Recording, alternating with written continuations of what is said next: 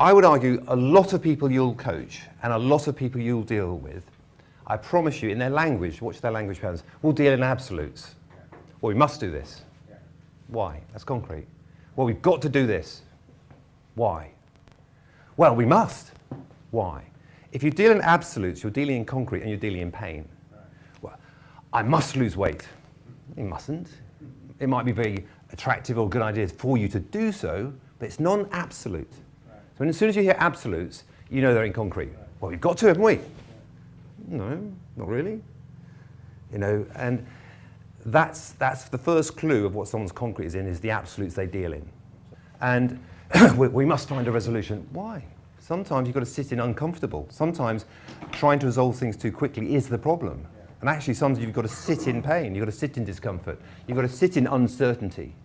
How often do we clutter our lives with, we must find an answer? I'll tell you what, don't. One of the things I challenge athletes to do, you may not like this, one of the challenges I put to an athlete was, well, we must get fitter, we must do that, we must. I said, look, you're putting too many absolutes up. My challenge to you as an athlete is surrender. What do you mean by that? What do you mean? It sounds... No, surrender to your ability. Stop putting all the rules that people have told you to be. Surrender to your ability. Stop putting, well, I've got to do this. No, you know yourself. You should know yourself. This is why self-awareness is so important. You know if you're overtired. You know if you're overtraining. I've seen for athletes here and at the GB level, overtraining is one of our biggest problems. Because they're so motivated. I must. Actually, you mustn't.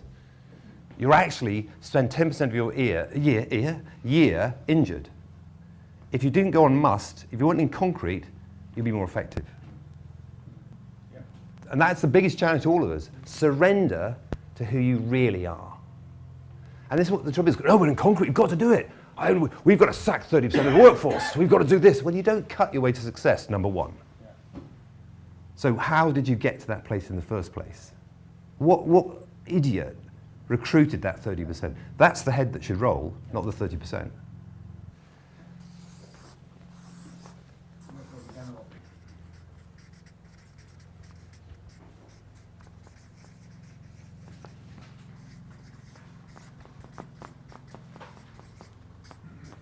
We've got 3 cells. Going back to Ram's point, we've got our authentic self, who we really are. I mean, when no one's looking, do you go home and get a magnifying glass and burn beetles and stuff like that? It's what I call the naked you. When no one's looking, who are you really? What's your real value? You know, as a human being, who are you really? When you look in the mirror, who do you see? And then we have our feared self. Now, our feared self is normally given to us between 8 and 12. Now, this is quite important because this is part of the Wilbur thing about the disease of meaning. The feared self is when you're 8 and someone says, oh, you'll never be good at sport. Oh, you'll never be good at spelling. Oh, you're not as good as your brother. And the trouble is, between 8 and 12, we don't have the emotional maturity to deal with it. And we internalize it. And that's who we think we are. And that's who we're afraid we are. And we all have a feared self. I've never met anyone who doesn't. And it doesn't have to be sinister, but in some ways it can actually be motivating. But the key thing is, your feared self is not you.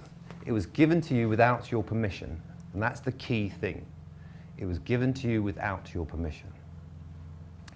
So it's about building on who we really are. Now, the projected self is the concrete issue.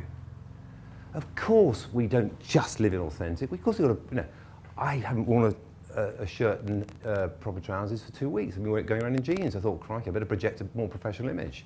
So I put on suit trousers and a shirt. I looked at the stripes once. I thought, I wear plain white. You can't go wrong.